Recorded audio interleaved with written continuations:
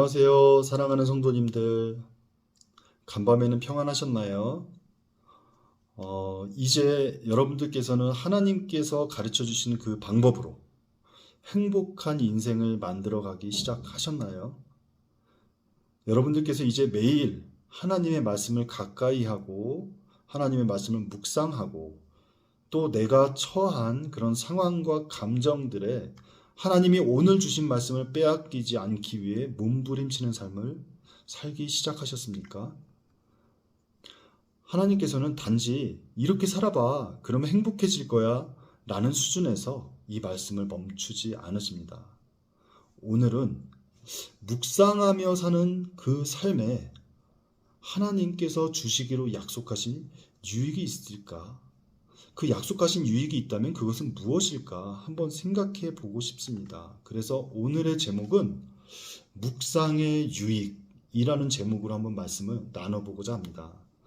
오늘 성경 말씀은요, 시편 1편의 2절과 3절 말씀입니다. 제가 읽어드리도록 하겠습니다.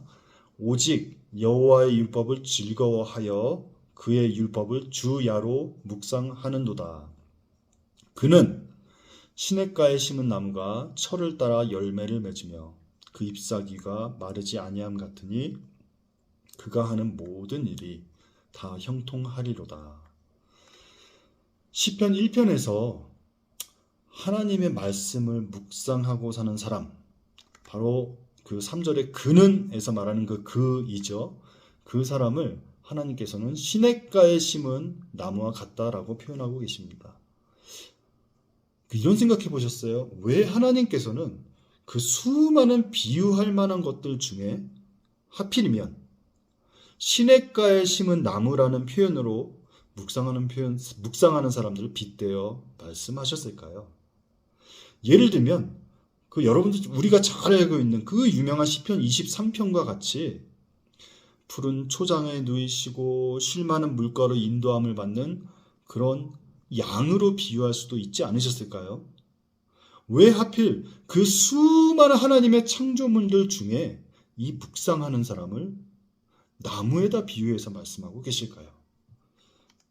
한번 생각해 봤으면 좋겠습니다. 여러분, 나무는 자신이 심겨진 환경이 마음에 들지 않는다고 해서 스스로 그 자리를 옮길 수가 있나요? 그렇지가 않습니다.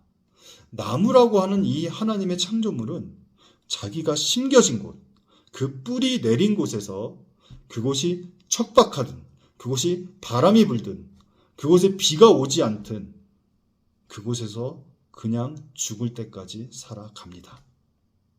나무가 물을 좋아하고 물을 필요로 한다라고 해서 스스로 물가를 찾아서 옮겨 다닐 수는 없는 노릇입니다.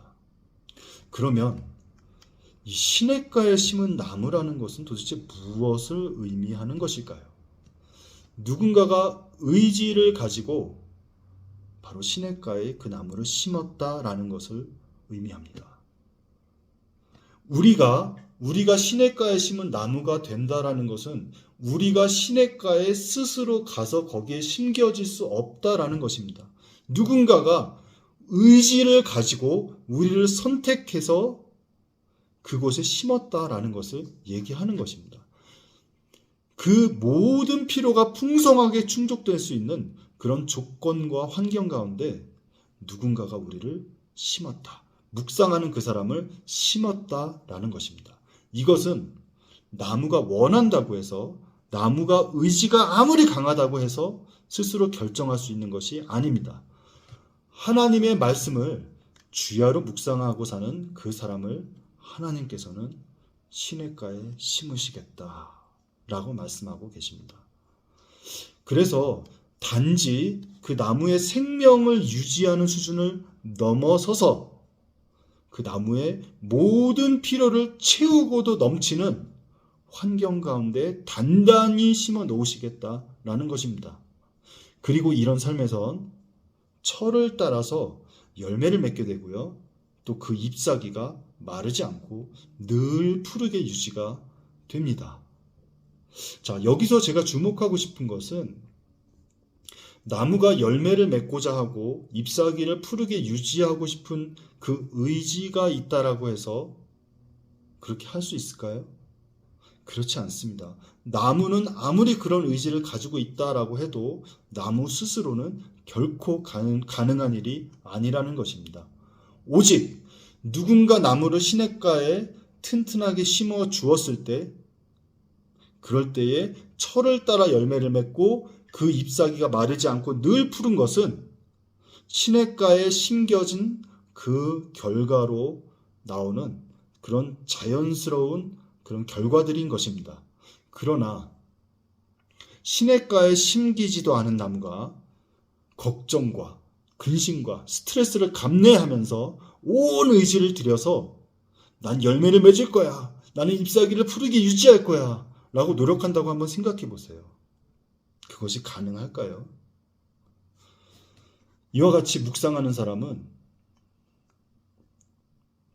오직 생명의 양식이 되는, 그 생명의 물이 되는 그 하나님의 말씀을 매일 가까이 하고 하나님의 말씀을 즐거워하고 그것을 빼앗기지 않기 위한 노력을 하는 사람입니다.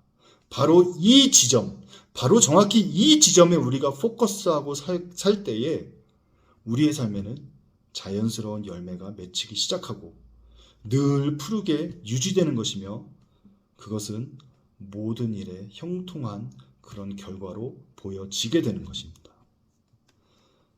여기서 말하는 열매를 한번 우리가 잠시 묵상해 보면 어떨까요? 나무는 자신이 원하는 열매를 고르고 선택해서 맺을 수 있을까요? 자, 나는 사과나무인데 나는 포도가 좋아, 나는 포도를 맺고 싶어 라고 해서 포도가 맺히는 것이 가능할까요? 내가 사과나무라는 것을 결정하신 분은 누구이신가요? 네, 바로 하나님이십니다. 그럼 같은 논리로 각각의 사람을 창조하신 하나님께서 우리 각자를 통해 하나님이 얻고자 하시는 그런 열매들이 있으실까요? 네, 있습니다. 그런데 그 열매가 내가 마음에 들지 않는다고 해서 내가 다른 열매로 바꾸는 것이 가능할까요? 아니요, 그렇지 않습니다. 하나님의 말씀을 묵상하는 사람의 삶에는 형통하게 열매가 맺힐 것입니다. 그러나 그것은 내가 원하고 내가 기대하는 열매가 아니라 하나님이 나를 창조하실 때부터 가지셨던 그 목적에 맞는 그 열매일 것입니다. 그리고 이 열매를 맺으면서 살아갈 때에 내가 창조된 목적에 비로소 부합한 역할을 감당하면서 살게 될 때에 진정 내 삶에 진정한 행복이 찾아오게 될 것입니다. 그리고 그것의 시작과 성취하는 것의 그 비결은 바로 하나님의 말씀을 주야로 묵상하는 삶에 있다라는 것입니다. 사랑하는 성도 여러분, 여러분께서는 이런 삶을 살고 싶지 않으십니까? 나를 창조하신 하나님을 인정하고 그 말씀을 정말 귀히 여기고 그 말씀을 즐거워하고, 그래서 그 창조주가 나를 통해 이루고자 하셨던 그 목적을 이루어 가는 삶, 항상 열매가 있고 항상 형통하는 그런 삶, 그리고 그 안에서 세상이 결코 줄 수 없는 그 행복이 끊이지 않는 그런 삶, 결코 한두 번 누려봤다라고 해서 식상해지지 않는 그런 행복을 누리며 살고 싶지 않으십니까?